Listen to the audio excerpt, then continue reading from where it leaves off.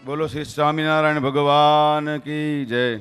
बोलो श्री रामचंद्र भगवान की। बोलो अयोध्या नाथ की, द्वारिकाधीश की, सनातन धर्म की, गंगा मैया की, गाय माता की। बोलो भारत माता की।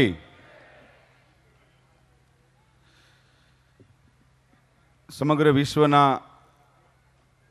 તમામ જીવોને મોક્ષ ગતિ પ્રાપ્ત કરાવવા માટે અને જીવન જીવવાનું અનુશાસન શીખવવા માટે જેમનું આ અવની પર અવતરણ થયું હતું એવા ભગવાન સ્વામિનારાયણ જે અહીંયા સૂક્ષ્મ રૂપે બિરાજમાન છે એના ચરણોમાં દંડવત પ્રણામ કરું છું. હિન્દુ સંસ્કૃતિની પરંપરાનું જતન કરવા માટે, એનું રક્ષણ કરવા માટે સાધુની પરિભાષા આપણા શાસ્ત્રોમાં જે વર્ણવવામાં આવી છે કે એક સાધુ કેવા હોવા જોઈએ, એ વ્યાખ્યામાં 100% નહીં પણ 101% બંધ બેસતું વ્યક્તિત્વ છે.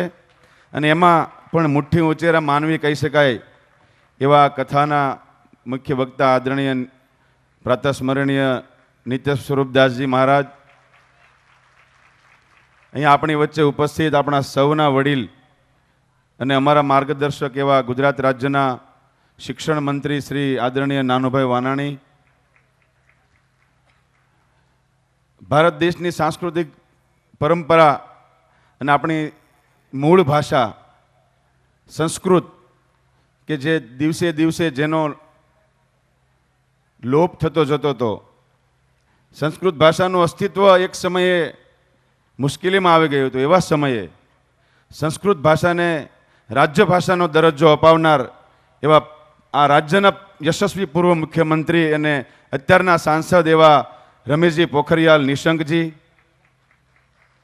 મારી સાથે પધારેલા મારા સાથી ધારાસભ્ય અને વ્યસન મુક્તિના કાર્યક્રમોમાં જેમણે રેકોર્ડ તોડ્યો છે એવા આદરણીય પ્રફુલભાઈ પાનસેરિયા, હમણાં જ આપણને જેમની વાણીનો લાભ મળ્યો અને આપણા શાસ્ત્રોના ચારેય વેદ, આપણી સંસ્કૃતિના ચારેય વેદમાં જેમણે PhD કર્યું છે અને એને સંસ્કૃતિને ટકાવી રાખવાનું, એનું જતન કરવાનું જેઓ હરિદ્વારમાં બેઠા બેઠા કામ કરી રહ્યા છે એવા ભારતીય જનતા પાર્ટીના ઉત્તરાખંડ પ્રદેશના કારોબારી સભ્ય અને અમારા મિત્ર ડૉક્ટર દયાશંકરજી વિદ્યાલંકારજી, આ સરસ મજાની પવિત્ર ધરતી હરિદ્વાર મહાનગરના મહાપૌર શ્રી, ઉપસ્થિત રાજ્યમંત્રીઓ અને આપણા સૌના વડીલ, અને સુરતને સુરક્ષિત કરવા માટે જે CCTV કેમેરાનો પ્રોજેક્ટ જે સમગ્ર હિન્દુસ્તાનમાં પ્રથમ ક્રમે આવે એ પ્રોજેક્ટના અર્પણ કરતા એવા લાલજીભાઈ પટેલ, અને ખાસ તો આ કથાના આયોજક કે જેમણે હરિદ્વારમાં આપણને બધાને આ કથાનો લાભ આપ્યો છે એવા અમારા મિત્ર ઘનશ્યામભાઈ, અમારા મિત્ર સૌ મિત્રો અને એમની કંપનીના બધા હોદ્દેદાર મિત્રો, ભંડેરી ઇમ્પેક્ટ્સના તમામ મિત્રો, સંદીપભાઈ વગેરે, અને ઉપસ્થિત મારા વડીલો, મારી માતાઓ, બહેનો, બાળકો.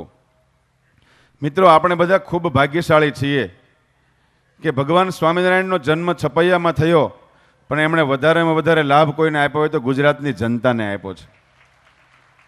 અને સમગ્ર વિશ્વમાં એકમાત્ર રાજ્ય, સમગ્ર વિશ્વનું એકમાત્ર રાજ્ય જ્યાં દારૂબંધી હાલના સમયમાં પણ રાખવામાં આવી છે, એ દારૂબંધીનો કોઈને શ્રેય જતો હોય તો એ ભગવાન સ્વામિનારાયણને જાય છે. ગુજરાત રાજ્યમાં આવી અને પગપાળા વિહીરી ઘરે ઘરે જઈ લોકોને અનુશાસન શીખવાડ્યું. એક સમયકાળ એવો હતો કે આપણા વડીલો 15 દિવસે મહિને એકવાર તો સ્નાન કરતા હતા, અને કપડાં ધોવાના હોય ત્યારે કપડાં કાઢવાના નહીં, પહેરેલ કપડે નદીમાં બેસીને કપડાં ધોઈ નાખવાના. એ સમયે કેવી રીતે જીવવું, શું ખાવું, શું ન ખાવું, શું પીવું, શું ન પીવું, એનું કોઈ અનુશાસન કોઈ શીખવાડ્યું હોય આપણને તો ભગવાન સ્વામિનારાયણે શીખવાડ્યું છે. અને એની પૂર્ણ કૃપા કે ગુજરાતમાં હાલની તારીખે પણ દારૂબંધી છે, અને આના કારણે ગુજરાતનો વિકાસ થયો છે. મિત્રો, એટલે ગુજરાતના વિકાસના પાયામાં આપણા ઈષ્ટદેવ ભગવાન સ્વામિનારાયણ છે.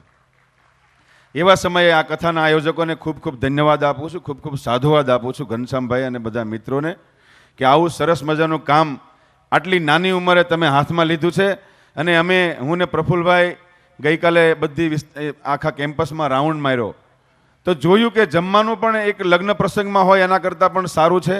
અને અહીંયા જે લોકો આવ્યા છે ખૂબ પ્રેમથી કથાનું રસપાન કરી રહ્યા છે અને નિત્ય સ્વરૂપદાસજીની વાણીનો લાભ તમે લઈ રહ્યા છો. એના માટે આપણે બધા ખૂબ ભાગ્યશાળી છીએ. મિત્રો આપણા શાસ્ત્રોમાં એવું કીધું છે કે આપણો કર્મનો ઢગલો અને આપણા વડીલોના પુણ્યનો કર્મનો ઢગલો જ્યારે ગિરનાર જેવડો થાય ત્યારે સાધુના દર્શન થતા હોય છે અને એ ઢગલો જ્યારે હિમાલય જેવડો થાય ત્યારે સંતોનું આપણને સાનિધ્ય મળતું હોય છે. તો આપણે તો ખૂબ ભાગ્યશાળી છીએ કે નિત્ય સ્વરૂપદાસજી જેવા સંતોનું આપણને સાનિધ્ય મળ્યું છે. તો એટલા માટે આપણે ખૂબ ભાગ્યશાળી છીએ. તો આ તબક્કે આ કથાની સાથે સાથે પણ સામાજિક ઉત્તરદાયિત્વ નિભાવવા માટે ઘનશ્યામભાઈ અને એની ટીમે ગંગા સફાઈ અભિયાનનું જે બીડું ઝડપ્યું છે. મિત્રો, આપણા લોકલાડીલા વડાપ્રધાન નરેન્દ્રભાઈ મોદીનું એક સૂત્ર, એક વ્યક્તિનું એક સૂત્ર કેટલો પ્રભાવ પાડી શકે સમગ્ર વિશ્વ ઉપર એનો કોઈ દાખલો હોય તો નરેન્દ્રભાઈ મોદી છે. એમણે સ્વચ્છ ભારતનું અભિયાન ઉપાડ્યું અને એમણે કહ્યું કે આપણા ભારત દેશને સ્વચ્છ અને સુંદર બનાવો છે. એમણે વાત કરી કે ગંદકીનો પ્રથમ ભોગ કોઈ બનતો હોય તો તળિયાનો ગરીબ વ્યક્તિ બનતો હોય છે. કારણ કે કોઈ પૈસાવાળી વ્યક્તિ કે આર્થિક રીતે સંપન્ન વ્યક્તિના ઘરમાં કે એના વિસ્તારમાં કે એની સોસાયટીમાં ગંદકી નથી હોતી. તે લોકો આર્થિક રીતે સંપન્ન હોય છે. પણ સૌથી મુશ્કેલી ગંદકીની કોઈને પડતી હોય તો ગરીબ અને નાના માણસોને પડતી હોય છે. એટલે ગંદકીનો પહેલો ભોગ કોઈ બનતો હોય તો ગરીબ અને નાના માણસોના બાળકો બનતા હોય છે. ગંદકીના હિસાબે એમને રોગ થતા હોય છે, રોગચાળો થતો હોય છે. એવા સમયે સ્વચ્છ ભારતના અભિયાનને એને સાથ આપ્યો અને સમગ્ર દેશના 125 કરોડ લોકોએ સાધને ઉઠાવી લીધો. એવા સમયે આ કથાના ભાગરૂપે, કથાના માધ્યમથી આપણે જ્યારે આજે મા ગંગાને તો આપણે શું સાફ કરી શકવાના, પણ જેવી રીતે રામ સેતુમાં ખિસકોલી પોતાનો ફાળો આપતી હતી એ રીતે ખિસકોલી બનીને આપણે મા ગંગાને સ્વચ્છતાના અભિયાનમાં જોડાવાનું છે. અને એ સ્વચ્છતાના અભિયાનને ઘનશ્યામભાઈ અને ટીમે જે સમર્થન કર્યું છે અને આખી ટીમે જે જાહેરાત કરી છે કે અમે ગંગા સફાઈ કરશું, એના માટે આ ટીમને ખૂબ ખૂબ ધન્યવાદ. ફરી વખત નિત્ય સ્વરૂપદાસજીના ચરણોમાં વંદન કરી મારી વાણીને વિરામ આપું છું. ભારત માતા કે જય, વંદે માતરમ. સૌને મારા બાપા સીતારામ.